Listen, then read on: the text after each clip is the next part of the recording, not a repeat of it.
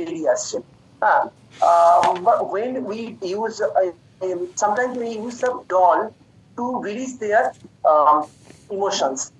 ধরুন একটা বাচ্চা, sometimes we found that that in a classroom there is a student is suffering with emotional discomfort, and for that cause sometimes we provide them some doll which represent himself or herself. Like একটা যদি ছেলে হয়, ছেলেকে একটা ছেলে পুতুল দিলাম, একটা মেয়েকে মেয়ে পুতুল দিলাম, and we observe the children's behavior with that doll. Sometimes we found that he is beating the child. That means definitely বাড়িতে এরকম কোনো প্রবলেম হয়েছে যে বাচ্চাকে এরকম মারা হচ্ছে বা হচ্ছে।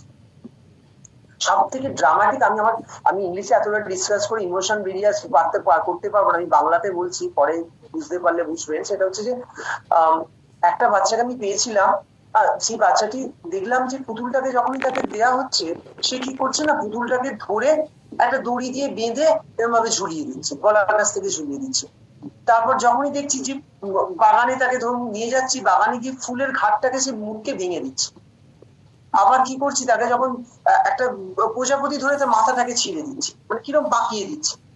তো আমি কি জিজ্ঞাসা, এবার যখন তার কেস হিস্ট্রি নিলাম, যে তখন জানতে পারলাম যে বা কথা বললাম, তখন জানতে পারলাম যে তার বাবা মা নেই, বাবা কি বলে জেলে রয়েছে, এবং তার জেঠু জেঠিমার কাছ থেকে আমি ইনফরমেশন পেলাম যে বাচ্চাটির মা ওরকম ভাবে, ওই বাচ্চাটি যখন ছোট ছিল দেখেছিল যে মাকে ওই গলায় ওরকম ভাবে ঘাড় ঝুলিয়ে করে ঝুলিয়ে থাকাটা।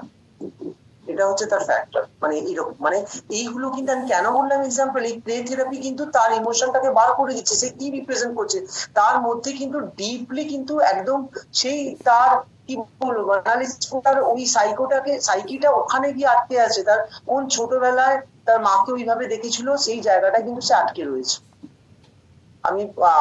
আমি যারা ইংরেজিতে আছেন তারা হয়তো তাদেরকে বোঝাতে পারলাম না যে আই ফাইন্ড মানে child who is suffering with emotional deformity, and whenever he give her a doll, always he just using a rope, he just কি বলবো এটাকে ঝুলিয়ে দিচ্ছিল পুরুলটা।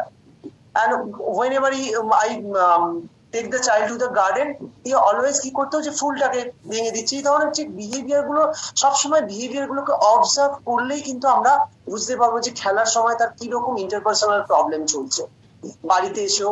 এবং একটা জিনিসও আমরা দেখতে পারি, আপনারা প্রত্যেকেই জানেন, মানে জানেন যে আপনারা যে ওই মেক বিলিভ প্লে, যেটা পিয়াজের থিওরি অনুযায়ী, কগনিটিভ ডেভেলপমেন্টাল থিওরি অনুযায়ী থেকে যে মেক বিলিভ প্লে তারা করে বাচ্চারা, এই যে মেক বিলিভের রোল প্লে করাটা, তারা কিন্তু এই বাচ্চাদের প্লে থেরাপির মাধ্যমে কিন্তু তাদের রোল প্লের মাধ্যমে তাদের